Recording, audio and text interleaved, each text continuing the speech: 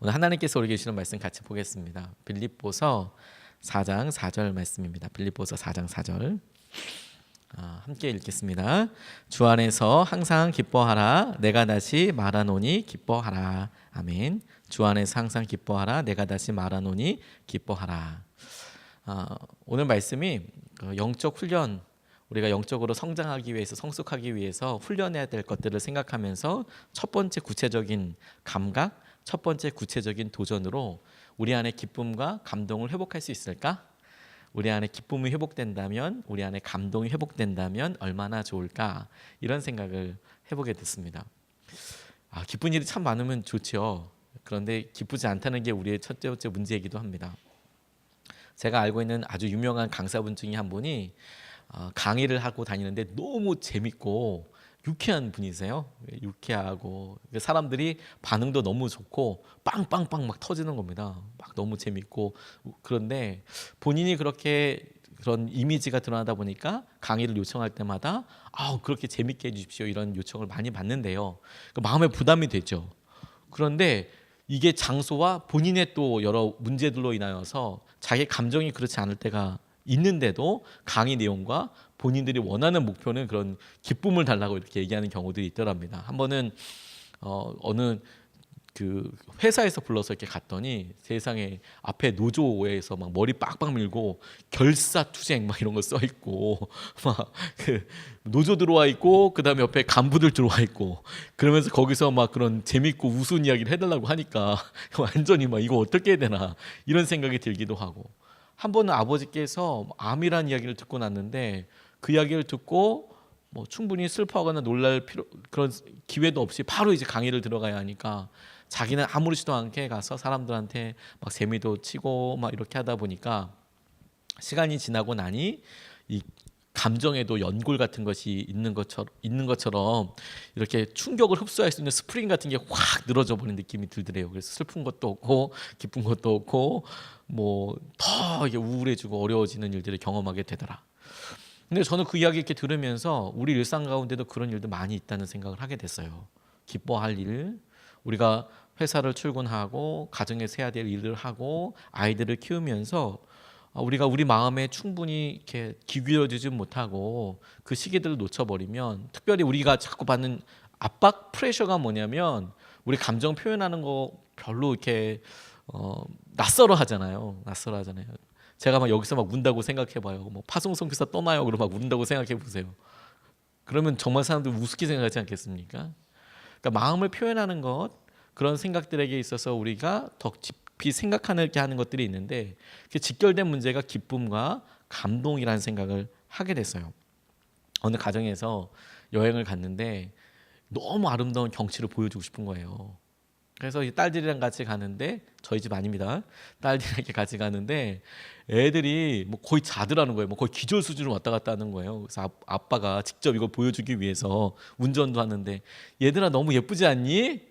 냉. 야, 이거 진짜 예쁘지 않니? 알았다니까. 진짜 예쁘지 않니? 답이 없는 거예요. 후드티 뒤집어 쓰고 자고 있는 거죠. 목적지 언제 가냐고 얘기를 하고, 감동과 감각을 잊어버려요. 근데 어렸을 때는 우리가 그러지 않았거든요. 어렸을 때는 제일 무서운 게 또 아닙니까? 또? 이 또란 말 뭔지 아십니까? 또 하자고 얘기할 때 애들이 반복적으로 계속 얘기하잖아요. 또 이거 또 하자고 또 하자고. 그래서 아빠들이 한 10번까지는 어떻게 해주지만 15번 넘어가면 주님은 언제 오시나? 이런 생각을 할 만큼 힘들어 하지 않습니까? 애들이 좋아하던 TV 프로그램 중에서 요즘은 없어졌는데 아주 흉악한 캐릭터가 있었어요. 텔레토비라고. 이 텔레토비가 흉악한 게 뭐였냐면 그냥 멀쩡하게 애가 웃는 거 이렇게 나오다가 그 텔레토비가 또 그러면 또 나와요. 그게 아무 개연성과 무슨 상황에 상관없이 그게 또 나와요. 그러면 처음에는 저게 뭔고, 저게 왜 우주 괴물인가 이렇게 보다가 나중에는 이거 애들만 보는 영화인가 보다. 어른들은 볼 수 없는 거, 따라갈 수 없구나, 이 상상의 폭을. 애들은 반복하고 그리고 그렇게 하는 것에 대해서 익숙하죠. 우리가 처음에 만들어졌을 때에는 아마 감탄하고 감동하고 기뻐하는 게 너무 일상이었을 것 같아요. 근데 어느 순간에 우리가 그 기쁨과 우리가 우리 안에 있던 감동을 잊어버리게 되는 것이죠. 다른 여러 일들로 인하여서, 충격으로 인하여서, 삶의 여러 고비들을 통해서 그런 것들을 싹 많이 잊어버리게 되는 것 같아요. 이 감동과 기쁨을 회복할 수 있을까요? 우리가 감동과 기쁨을 회복할 수 있을까요? 대개는 계기들을 찾게 되는 것 같아요. 한동안 사람들이 어려울 때도 있고 기쁠 때도 있고, 그게 자연스러운 우리의 삶의 사이클이라고 기본적으로 받아들이고, 우리가 연약할 때도 있고 강할 때도 있지만, 기쁠 때도 있고 우울할 때도 있을 수 있겠죠. 그런데 우울하고 어렵고 기쁜 게 하나도 없다라는 생각이 생각보다 오래 지속되게 될 때 어떻게 해서 여기서 빵 나올 수 있을까? 계기가 필요하거든요. 근데 이 계기가 두 가지 의미로 다가오게 돼요. 제가 어떤 글을 읽다 보니까 이 목사님 한 분이 기가 막힌 일을 경험하게 되셨답니다. 친구분이 암에 걸린 거예요. 근데 고등학교 때 친구고 대학교 때 같은 동기인데, 그래서 이제 졸업하고 나서도 친하게 지냈는데 어느 날 암이라고 그러니까 너무 깜짝 놀라게 된 거죠. 그래서 아침마다 전화해서, 토요일마다, 자주는 뭐 남자들끼리 전화 자주 하지 않습니다. 근데 토요일 아침마다 전화해서 너 괜찮냐, 어떠냐, 약은 뭐 먹고 있냐, 잘 봤냐, 항암은 잘 되냐, 뭐 이런 이야기를 하는데 이렇게 위로도 해주고 너 괜찮을 거야, 나을 거야. 처음에는 반응이 너무 좋았답니다. 처음에는 암에 대한, 또 항암 약에 대한 뭐 이런 것들이 반응이 되게 좋다가 결국에는 이제 수술까지 하게 된 거예요. 아, 그렇구나. 그러면서 이제 계속 이렇게 이야기를 하는데, 나중에 이제 치료를 다 끝나고 나서 치료 후 첫 번째 이제 검사를 하게 된 거예요. 어떻게 이제 암이 잘 정리가 됐나, 수술하고 이렇게 됐으니까 시간을 보내고 나서 그러면 좀 치유가 됐나, 이렇게 이야기하는데 청천벽력 같은 소리를 들은 거예요. 뭐냐면 의사의 말이 치료받기 전 수준이라는 거예요. 시작하기 전 수준. 그 친구가 전화해서, 왜냐하면 수술을 하고 항암을 했는데 치료받기 전 수준이라는 것은 띄어냈음에도 불구하고 암덩어리가 그만큼 확 퍼졌다는 얘기니까, 전이 됐다는 얘기니까 이 속도가 엄청 빠르다는 거죠. 몇 년에 걸쳐서 이게 커졌던 것이 수술을 했는데 다시 그만한 크기가 됐다는 것은 곧 죽는다, 이제 이런 표현이니까 너무 안타까워서. 근데 이분이, 목사님이 듣고 밤에 자는데 기도조차 나오지 않고 하나님께 항변을 하게 되더래요. 하나님, 이거 실수잖아요. 이거 말이 안 되잖아요. 그러면서 혼자서 이야기하기를, 하나님, 이거 거짓말이죠. 이거 거짓말이잖아요. 이거 잘못 나온 거죠. 이렇게 막 혼자서, 뭐 기도라고 이야기할 수 없겠죠. 따지듯이, 하나님 이거 잘못 나온 거죠. 내 친구인데 하나님 나 가는 거 아니죠. 이거 잘못 나온 거잖아요. 뭐 그렇게 계속 항변만 하다가, 기도도 아닌 항변만 하다가 그렇게 지내다가 다음날 아침 6시 30분에 친구한테 전화가 왔더래요. 친구가 말하기를, 야, 너 믿기 어려울 거야. 그런데 참 놀라운 것이 내 자료랑 다른 사람 자료랑 바뀌었대. 암이 사라진 것으로 이렇게 판명이 된 거예요. 그리고 재발하지 않고 지금까지 있다고. 그런데 그 이야기를 통해 계기에 대해서, 우리 안에 기쁨과 감동의 회복에 대해서 두 가지를 생각해 볼 수 있는데, 하나는 뭐냐면 진짜 생명을 누렸기 때문에 오는 계기가 될 것 같아요. 내가 새 삶을 얻었지, 그러니까 내가 이 마음으로 살아야지 라는 계기도 있지만, 두 번째 중요한 계기가 뭐냐면 내가 죽음을 통과하게 되잖아요. 나 이제 죽었구나. 죽음을 바라보았기 때문에 생기는 또 다른 의미와 가치 부여를 할 수 있거든요. 그게 우리 삶에 우리가 놓쳐버렸던, 잊어버렸던 중요한 의미와 중요한 그런 느낌들에 대해서 다시 보여주게 되는 것 같아요. 기쁨과 감동이 우리에게 이런 계기, 시선의 회복으로 이루어진다라고 생각하게 될 때, 그러니까 모두가 다 건강하게 기쁠 때도 있고 슬플 때도 있지만 다시 기쁨으로 넘어가지 못하고 계속 어렵고 꿀꿀한 기분이 계속 될 때, 계기를 찾으려고 할 때, 그렇다면 굳이 커다란 사건과 사고가 생길 것만 놓고 기대할 게 아니라, 우리가 의식적으로 또 의지적으로 우리가 마지막 때 우리의 삶에 있어서 여러 가지 일들을 마주하는 것을 통해서 우리의 시선과 우리의 관점을 바꿀 수 있겠구나. 그게 기쁨과 감동을 회복하는 첫 번째이겠다. 성경에는 이 힘에 대해서 굉장히 독특한 표현 한 가지가 있어요. 그게 뭐냐면요, 기쁨이 힘이라는 거예요. 기쁨이 힘.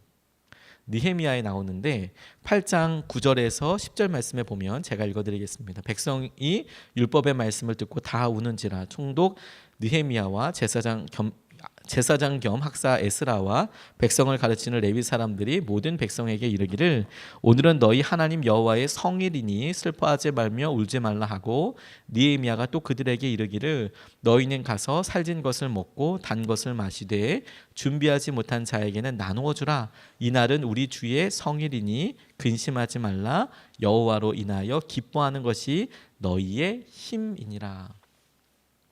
저는 그 전에 너희의 힘이다라고 할 때 이것이 힘이니까 그러면 기뻐하면 힘이 있으니까 뭔가를 할 수 있겠네.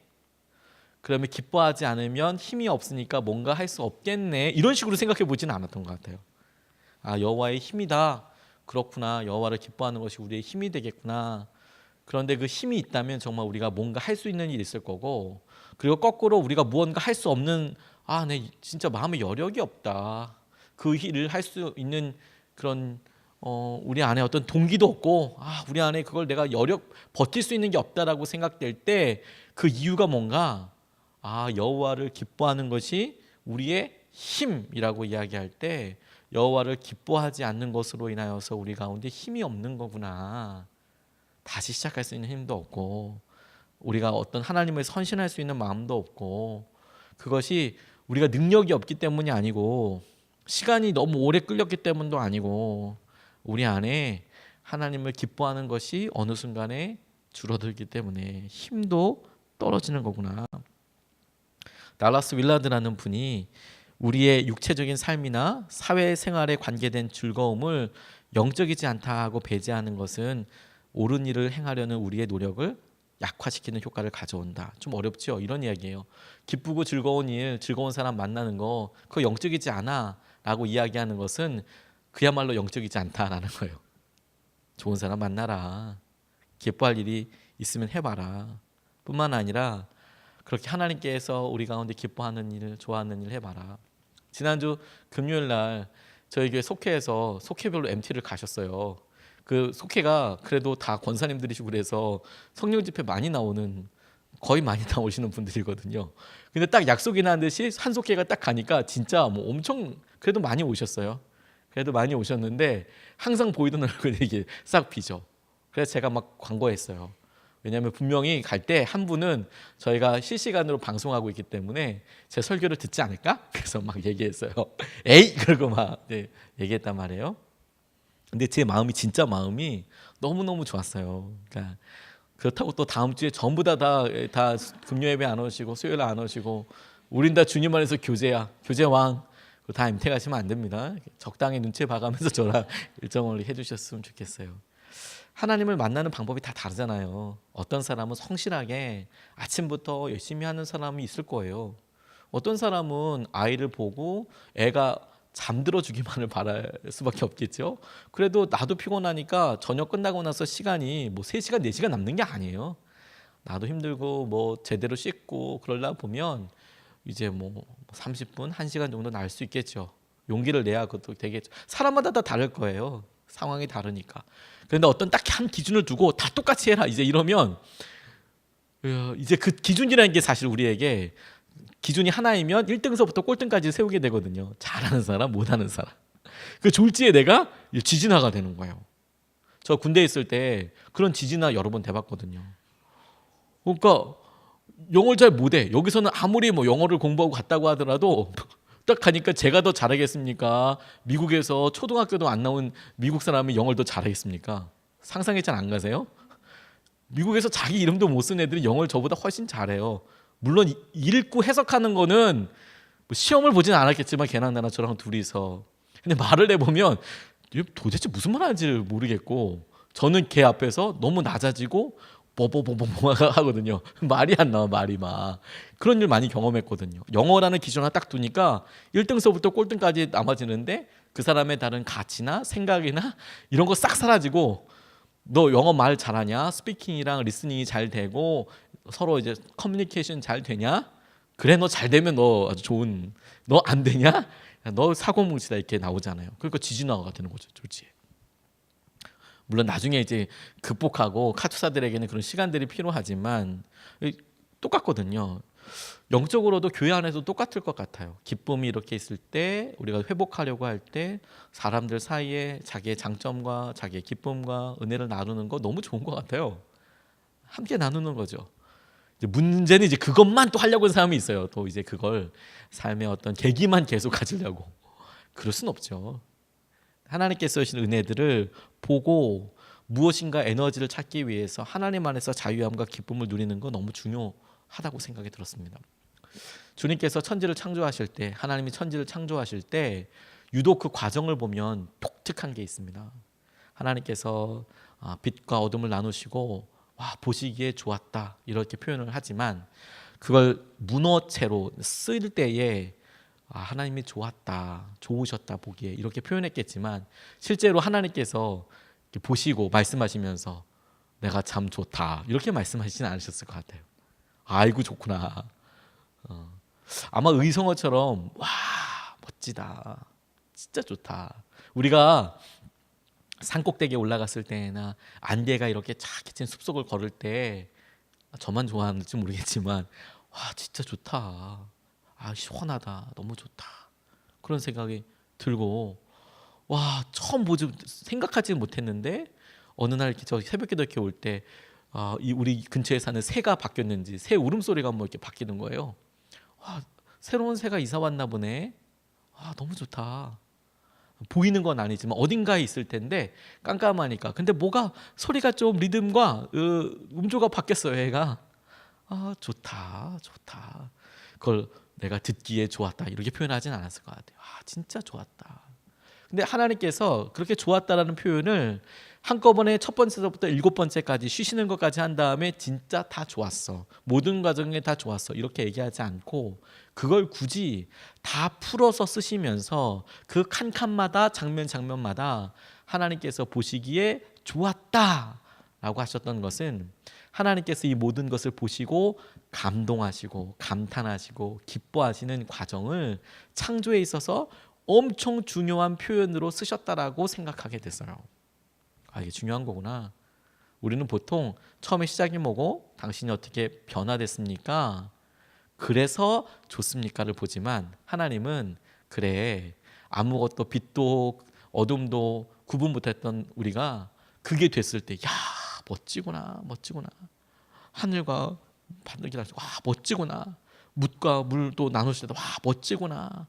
하나님께서 뭐 하나 만들어 놓고 진짜 멋지구나. 우리가 하나씩 그런 과정들을 경험하면서 감동하게 하신다는 거. 하나님께서 이런 기회와 이런 것들을 우리를 보게 하시고 알게 하여 주시는 거. 그걸 느낄수록 누릴수록 이게 우리에게 힘이 되는 거예요. 힘. 이게 힘인 거구나. 근데 여러분 안 된다고 생각하잖아요. 그래서 훈련이 필요하다니까요. 그래서 훈련이. 제가 모나리자 봤을 때 사실 크게 감동은 없었거든요. 모나리자를 이렇게 보고 왜 이렇게 줄 섰대야. 이게 보이지도 않고 이거 보려고 루브르 온다는데 이거 어찌하려고 이러는 거야 이게 지금. 이걸 왜 안 판다는 거야 이걸, 이런 생각이 들 정도로 저는 사실 잘 그림을 나름 공부한다고 했는데도 모나리자 딱 보니까 별로 감동이 없더라고요. 사람들 뒤통수만 보이고 힘들었어요. 또 애 업고 다니고 그러니까 너무 힘들고. 그런데 루브르 그때 봤을 때 감동보다 신문에서 그 모나리자의 가격을 봤을 때가 더 감동이었어요. 40조라고 하더라고요. 감동이 안 되시는군요. 감동이 되더라고요. 제가 본 물건 중에서 제일 비싼 거였거든요. 40조라고 하니까 40억 아니고 40조. 프랑스에서 아마 40조 줘도 안 팔겠죠. 분명히 근데 가치라는 것은, 가격이라는 것은 그걸 사겠다는 사람과 그걸 팔겠다는 사람의 그런 마음이 맞는 곳이 가격이거든요. 그걸 수요 곡선과 공급 곡선이 이렇게 만나는 곳이 가격이 형성되는데, 예를 들어서 난 이거 비싸게 받을 거야. 그거 누가 사냐? 이러면 가격이 안 될 거고, 아무리 우리가 보이기에 막 이게 후져 보여. 전 되게 예쁜데 보기에 이거 그냥 뭐 이거 플라스틱 같고 그러니까 이거 뭐 얼마? 근데 어떤 사람이 이게 제 손에 지어졌기 때문에 이걸 뭐 500만 원. 그럼 그게 가격이 되는 거죠. 모나리자 그렇게 보고 할 때 제 생각이, 야, 저걸 40조 주고 나보고 사라 그러면 난 돈도 없지만 아니다. 그럼 저한테 그 가격은 얼마냐? 제가 봤을 때는 이발소에 걸려 있는 게 훨씬 더 생동감이 있거든요. 그건 만질 수도 있고. 솔직히 그냥 저 그림 그대로 내게 만약에 지금 이 상태에서 저걸 사라고 하면 제가 어떻게 10만 원까지는 집사람을 설득해가지고 어떻게 해볼 것 같아. 이 그림 너무 예쁘니까 뭐 남의 여자 사진 그려놓는 게 집에다 붙여놓는 게 좀 그렇긴 하지만 10만 원까지는 어떻게 해볼 것 같아요. 10만 원. 제 안의 가격은 10만 원. 요 11만 원 아니야. 10만 원도 혼날 거야. 집사람한테 혼나고 차라리 그 돈으로 우리 집사람 사진을 크게 확대가지고 이렇게 붙여놓는다 그러면 모를까. 남의 그 뭐 모나리자 남의 부인 사진을 집에다 걸어놓는 거 아무도 안 좋아할 것 같아요. 그런데 어떤 사람은 그걸 40조로 보잖아요. 그 시선 이야기거든요. 차이가 뭐냐면 그걸 오랫동안 보고 연구하고 가치 있게 생각하고 그래서 이 가치가 늘어나는 거죠. 기쁨도 똑같다는 거예요. 기쁨도 내가 내 삶에 있어서 중요한 가치들을 발견하고 생각하는 거. 그걸 내가 익혀가는 거죠. 익혀가는 거죠. 그래서 오늘 본문 말씀에 빌립보서 4장 4절 말씀에 주 안에서 항상 기뻐해라. 내가 다시 말할게. 내가 다시 말할 테니까 잘 들어 기뻐해. 이렇게 말씀하실 때 이 기뻐하라가 너희들이 기뻐했으면 좋겠구나 이게 아니라 뭐뭐 해라 명령법으로 쓰인 것이 주님께서 우리가 이것을 의도적으로 따르듯 순종하듯이 하지 않으면 우리 안에 기쁨을 누리는 것들이 없어지는 거예요. 사라지는 거예요. 좀 안타까운 이야기이긴 하지만 예전에 저희 아버지 교회에 어떤 할머님 한 분이 혼자서 사셨는데 교회에서 열심히 뭐 섬기고 그랬지만 이분이 이제 교회를 떠나시게 됐어요. 근데 이제 교회가 사이가 안 좋아서가 아니라 이렇게 부양하실 분이 없으니까 이제 요양병원에 혼자서 자기가 이제 들어가셨어요. 남아 있는 조금의 재산으로 본인 혼자서 이제 요양병원에 들어가는 경우도 있더라고요. 좋은 시설이 아니었습니다. 그러다 보니까 멀리 가게 되셨어요. 서울이 아니라 지방에 본인이 있는 거 그냥 그거 탁 털어가지고 그냥 요양시설에 들어가셨어요. 그래서 이제 저희가 뭐 자주 갈 수 있는 거리가 아니죠. 그리고 이제 나이가 있으시니까. 그런데 나중에 이제 저희 어머니 통해서 이야기를 들어보니까 이분이 여기 있을 때는 그래도 교회라도 나온다고 이렇게 막 이렇게 오시고 억지로라도 일어나고 나와야 되니까 세수라도 좀 하시고 그렇게 어떻게 해야 움직이셨거든요. 몸은 좀 안 좋으셔도 아이고지 하면서도 이거 아프다고 하면서도 교회 와서도 맨 계속 이제 딥슬립 모드로 항상 들어가셔서 이야기하셨어도 그렇게 움직이셨거든요. 근데 요양병원 딱 들어가시고 나서 몇 년이 지나고 이렇게 되니까 안타까운 소식이 뭐였냐면 제가 멀어서 자주 못 찾아뵀거든요. 이분이 이제 방도 안 나오시는 거예요. 가만히 이렇게 쪼그리고 이렇게 가만히 쪼그리고 웅크리고 쪼그린 게 아니라 완전히 웅크리고 이렇게 앉아 있는 거죠. 이게 정말 이렇게 딱 동그랗게 웅크리듯이 주무실 때도 그 자리에서 그냥 옆에 이렇게 누워서. 그 나중에는 사람들이 가도 알아보지 못하시는 거예요. 그래서 다 그 모습으로 이제 하느님 가셨다고. 다 그 모습으로 연습을 하고 자극이 있고 기뻐하고 훈련하면 점점 더 발전하고 발달하게 되는 거거든요. 근데 우리가 어느 순간에 포기하고 안 하고 그러면 어려워져요. 그게 느헤미야가 말씀하셨듯이 하나님을 기뻐하는 것이 너에게 힘이 될 거야. 하나님 어떻게 기뻐하나요? 어떻게 기뻐하나요? 첫 번째 몇 가지 방법, 구체적인 방법이 있지만 기쁨의 사람들과 함께하는 게 아주 중요한 방법이 될 것 같아요. 제주에 웃게 해줄 사람이 누가 있을까? 웃게 해줄 사람이, 웃는 사람, 기쁜 사람, 유쾌한 사람이 함께하는 거 그거 버리는 시간 아닌 것 같습니다. 버리는 시간. 제가 예배 준비하기 전에 설교 다 준비하고 이러고 있는데 어떤 분께 전화를 받았어요. 전화 통화하다가 저한테 여러 일이 나오는 과정 가운데 밑도 끝도 없이 이런 이야기 하시더라고요.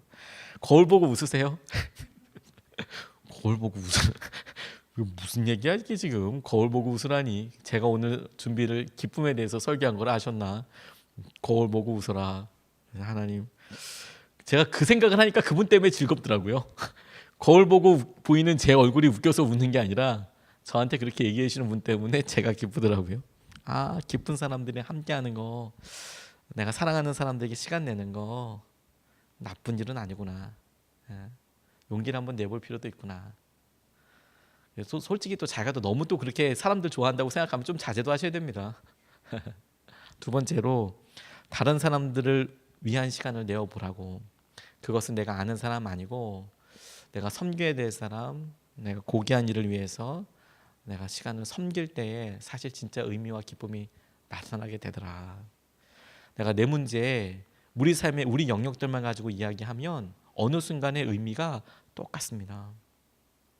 그런데 그것을 섬기는 자로서 서보게 되면 완전히 달라지게 되죠. 제가 속장님들 부탁드릴 때 그런 얘기 드려요. 성경에는 예수님께서 제자들 어떻게 생각하셨는지 명확하게 이렇다, 이 나쁜 놈들아 이렇게 안 쓰여져 있어요. 그냥 미루어 짐작할 수 있는 뭐 이런 것들이 좀 있어요. 예를 들어서 베드로가 그렇게 하면 안 됩니다 하니까 항변하니까 사단아 뒤로 물러서라 이렇게 얘기한 것에서, 물론 베드로가 사단이라고 이야기한 것은 아니지만 그를 통해서 예수님께서 하시고자 하시는 일을 못하게 하는 것에 대한 선포이긴 하시지만, 그걸 굳이 2인칭 화법으로 이야기한다면 너 진짜 짜증난다 이렇게 얘기했을 법한데 그런 표현은 성경에 없어요. 그런 표현은 없어요. 그런데도 성경의 행간을 볼 때 그것을 알 수 있는 방법이 있어요. 그게 뭐냐? 예수님께서 12명의 제자들을 어찌됐건 간에 같이 다녔잖아요. 데리고 다녔잖아요. 어떻게 하면 그걸 알 수 있느냐? 교회에서 속장을 해보면 알아요. 왜? 그러면 이제 예배 올 때 본인이 되든 안 되든 일단 전화해봐야 되죠. 왜 안 오는지. 사실 교회에 이렇게 있다 보면 너의 자녀가 아프든 말든 사실 상관 안 하고 난 예배 드리고 가거든요. 근데 내가 속장을 맡으면 왜 안 오는지 물어봐요. 애가 아프대요. 애가 아프니까 그러니까 말이라도 한마디 하게 되죠. 말이라도 한마디 하게 되면 그게 내 기도 제목이 돼요. 와, 세상 구차는 일이라고 생각되지만 그렇게 하는 일을 통해서 점점 더 하나님의 은혜와 마음이 내 가운데, 저의 가운데 놀라운 뜻이 되고 기쁨이 되죠. 그게 하나님께서 우리에게 주시는 거예요. 작게는 교회에서, 그리고 교회를 통해서 선교와 구제를 통해서, 그리고 우리가 만나는 사람들을 통해서 하나님께서 우리에게 만약에 열어주신다면, 아니 열어주시길 간절히 원하는 것은 하나님께서 더 놀라운 열방을 향하여서 우리가 구체적으로 헌신하고 흘려보낼 수 있는 길들을 열어주시길. 그럼 의미가 정말 다르지 않을까요? 우리가 우리의 힘과 우리의 마음을 그렇게 쓰실 수 있다면.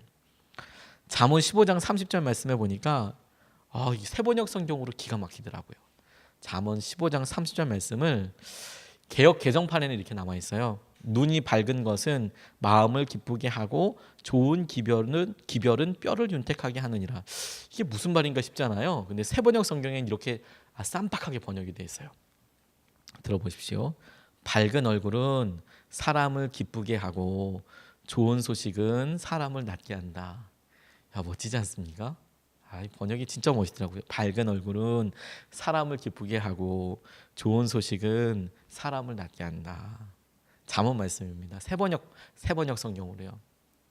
우리가 기뻐하는 사람 옆에서 보고 함께하면서 서로 우리가 교회 안에서 은혜를 나누고 기쁨 가운데 충만하게 되면 그것이 곧 하나님께서 역사하시는 거구나.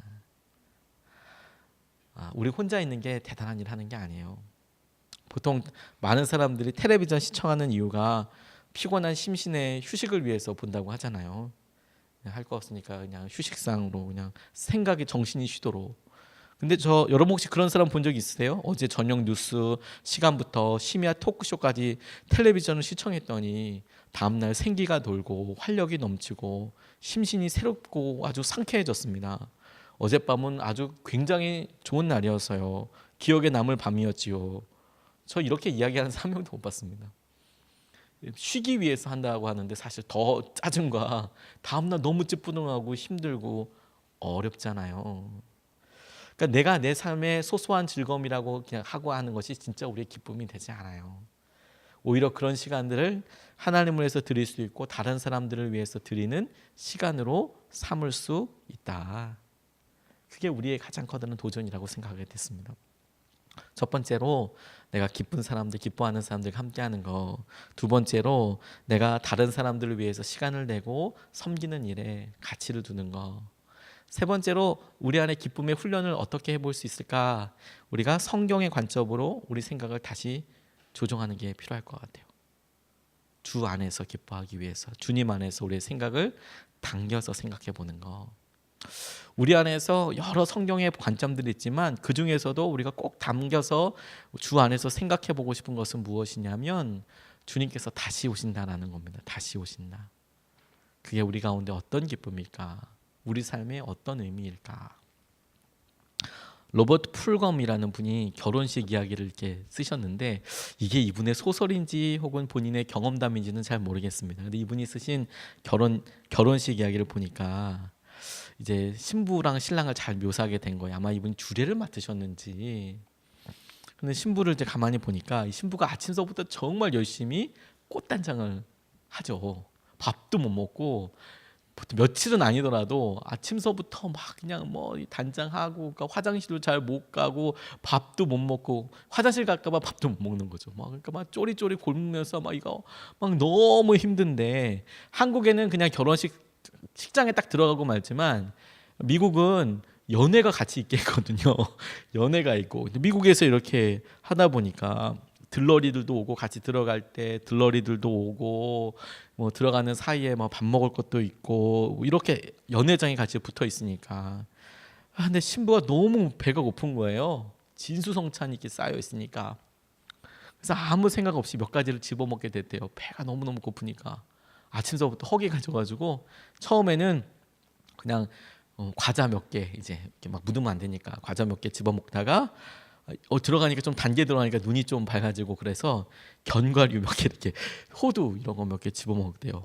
그러니까 좀 괜찮아요. 그래서 이제 한두 개 치즈볼, 검정 올리브 몇 개, 한 주먹에 아몬드, 작은 이제 소세지로 갖다가 새우, 베이컨, 마리, 크래커 이런 걸 이제 점점 이제 많이 굶었거든요. 이제 들어가야 되는데 너무 많이 배가 고파가지고 막 먹은 거예요. 막 그래도 이제 화장 생각해서 덩어리가 큰 걸 먹으면 좀 어려워지잖아요. 그러니까 이제 조그만 거를 이제 안 묻을 만한 걸 얼른 이게 뭐 계속 이게 먹었나 봐요. 그리고 마지막으로 입가심을 하려고 너무 텁텁하니까 미국입니다.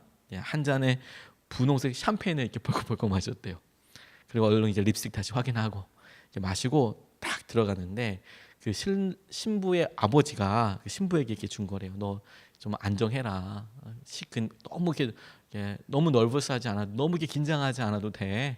너 이렇게 잘 안심해라, 들어가라. 이래가지고 이제 샴페인 한 잔 줬는데 세상에 신부가 단상까지 이제 행진하려고 들어갔는데 출입문 앞에 딱 섰을 때 사람들이 다 신부를 주목했는데 신부의 아름다운 웨딩 드레스나 이런 게 아니라 신부의 얼굴을 다 주목하게 됐다는 거예요. 왜냐하면 이 얼굴이 하얘가지고 창백한 흰색이라는 거예요. 완전히 무슨 수류탄처럼 얼굴이 막 핏기가 싹 사라진 거예요. 단상을 향해서 걷고 있는데 사람들이 신부가 안전핀이 뽑힌 살아있는 수류탄 같더래요. 왜 이런 생각이 들었냐면 신부가 행진하다가 토했어요. 이거 먹은 게 얹혀가지고 토한 거예요. 신부 어머니 앞을 막 지날 때 토한 거예요. 그래서 토했다는 게 그냥 조금 이렇게 욱 이렇게 한 정도가 아니라 진짜 다 개워낸 거예요. 먹은 거를 빈속에 긴장했는데 그거 막 먹었더니 켜켜이 차례대로 먹었던 게 거꾸로 다 확인할 수 있도록 다 이제 영수증을 다 이렇게 뱉어내는 거죠, 다 막. 그래서 뒤에 들러리들 미국에는 이제 예쁜 들러리들이 이제 같이 들어가거든요. 그다음에 이제 반지 가지고 간 사람, 심지어 주례하시는 목사님까지 다 튄 거예요, 이게. 다 튀어가지고 이거 어떻게 해야 되냐 이걸. 지금 결혼식 들어가서 제일 이제 피크 이제 행진해서 부모님들 보통 제일 앞에 있지 않습니까? 다 들어갔는데 거기서 막 다 토한 거예요. 그거 막 사람들이 갑자기 아수라장이 된 거죠. 막 이거 막 다 털어내고 다 예복 입었는데 난리 내고. 근데 그 상황에서 딱 두 사람만 웃더래요. 하나는 신랑의 어머니, 또 한 사람은 신부의 아버지. 아이고야 이 꽃이다 이렇게 생각했는지 막 그렇더래요. 근데 그 다음서부터 이제 이분이 그렇게 묘사하시는 거예요. 그러고 나니까 일단 예식은 일단 분위기가 완전히 이제 이거 어떻게 할까? 제가 이거 상상하다가 그 냄새는 어떡하나 이런 생각이 막 들었는데 아무튼 그런데 그때부터 세상에 사람들이 막 서로 협력해서 어떻게든 예식이 진행이 돼야 되니까 막 치우고 막 정리하고 막 그러는데 어느 결혼식장에서 흔히 그렇듯 모든 사람들이 막 눈물 흘리는 것만큼 되게 감동적이었대요. 왜냐하면 그렇게 하고 나니까 이 신부가 완전 삶을 다 포기한 듯이 너무 마음이 어렵지 않습니까? 근데 속도 너무 마음이 어린 거예요. 힘도 없고. 그러니까 결혼식 내내 신랑이 신부를 팔로 이렇게 부축해 주었대요. 너무 힘들어하고 좌절한 신부를 이렇게 안아주고 힘내라고. 더군다나 속도 계속 미숙하니까 너무 힘드니까, 이게 보통 결혼식 때는 신부가 이렇게 신랑의 이렇게 옆구리를 이렇게 팔짱을 끼고 이렇게 갔는데, 그게 아니라 거꾸로 이렇게 안아가지고 힘내라고, 힘내라고 조금씩 내보라고. 다른 어떤 신랑도 그렇게 한 적이 없을 정도로 신랑이 다정하게 신부에게 다 대해줬대요. 하긴 다른 어느 식장에서도 남자가 이렇게 하고 행진하진 않죠. 근데 이제 너무 힘들어, 이게 막 속도 힘들고 그러니까. 근데 이 이야기의 끝이 여기가 아니에요.